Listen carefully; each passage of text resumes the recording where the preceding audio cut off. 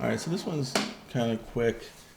Basically, I've had a lot of people who are sharing a dev container with DBT having a hard time with their profiles YAML because natively when you run DBT init, it sends your profiles to a ./DBT to make sure it's not in your repo and somewhere else in case you have credentials and things in it.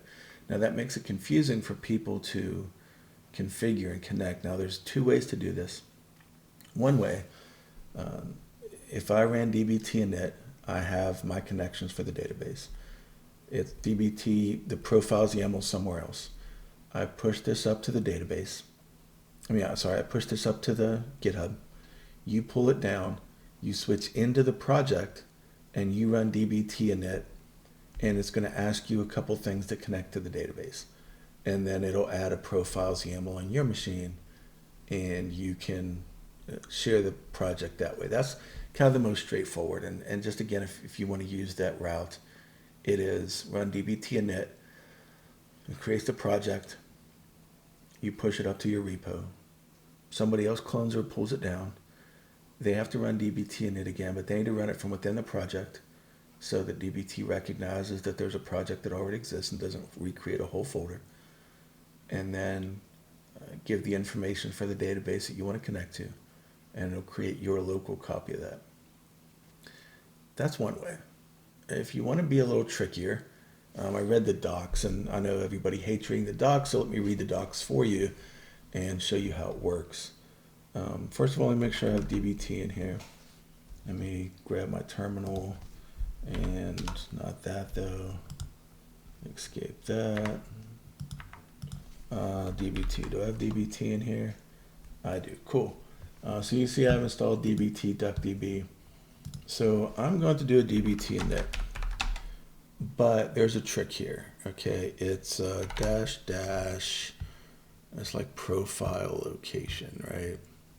Let's see if I have it in here already. I may have it in here already. I do not. Okay, DBT init -- profile.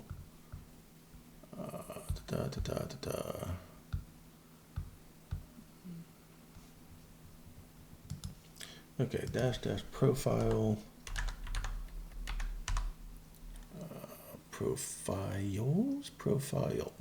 Profiles. -- sorry, I'm looking this up in the documentation that I'm reading at the same time. And I'm just going to put a dot here. And that dot just says, hey, the profiles directory is the working directory that you're working in. That's what it needs to be. So I run that. And I'm running with DBT, enter a name for my project. I'm just going to call this DuckDB. Doesn't matter. I'm going to use one. Again, when you're setting up DBT, the more Python libraries you have installed, the more options you'll have there. So I just have DuckDB installed, so it's one. Okay, so I did it, profile, blah, once updated, whatever. So I'll go over here to DuckDB. Now you'll notice my profiles isn't off somewhere else. It's right here. Okay, there's my profiles YAML. So then I need to CD into DuckDB and do a DBT debug just to make sure it worked, and it did. Okay, and it sees the profile. Now I can push this profile up to GitHub, share it around, and don't have to worry about it. It's just right here. It's not anywhere hidden. However, hear me out. Okay, if this were to have, let's say, credentials that aren't on your machine that matter. Okay, and what I mean by that is, let's say you're sharing a dev instance of Postgres and AWS, and there's credentials and things in there. You never want to use that here. Okay, you never want to put them here, then push it to the repo. That's not how that works. What you would do, again, I'm in the documentation. I'm just pulling up the env var syntax. It's this. So let's just say there were a user here. There's not, but let's say there were a user. You would do this.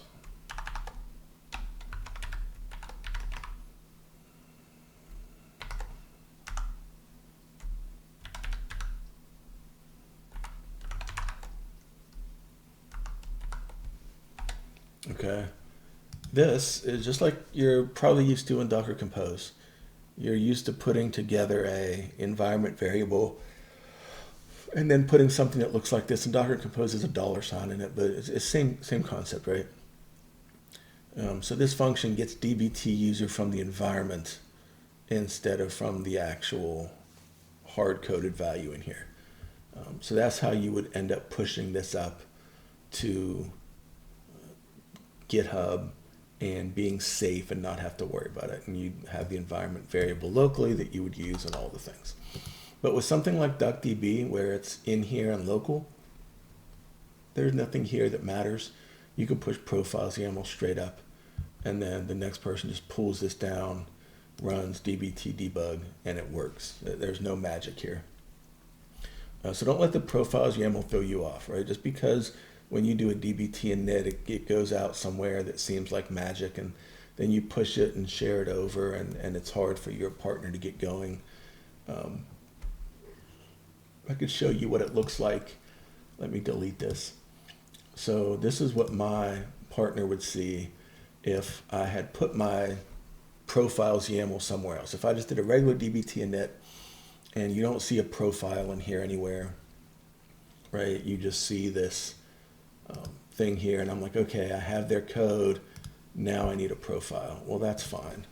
Okay, so you're going to start off, you're in the root. Okay.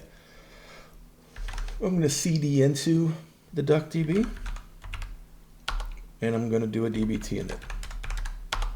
Okay, and you'll notice it's not asking me for the name of the project because it knows the name of the project. Okay, it is just creating the normal location for my profile.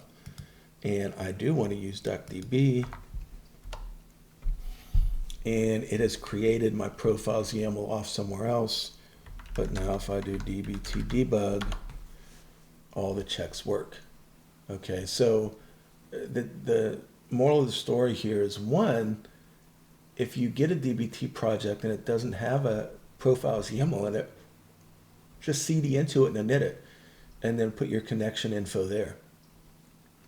If it has a dbt, or if it has a profiles YAML in it already, then you can just use that. Just make sure that you're not pushing any secure things up to the GitHub repo.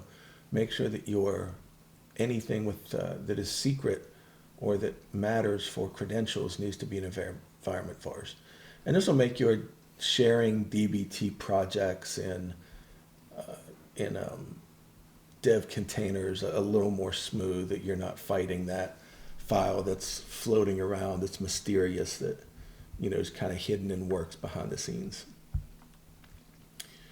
All right. Thank you guys so much. As always, please like and subscribe. I'll see you next time.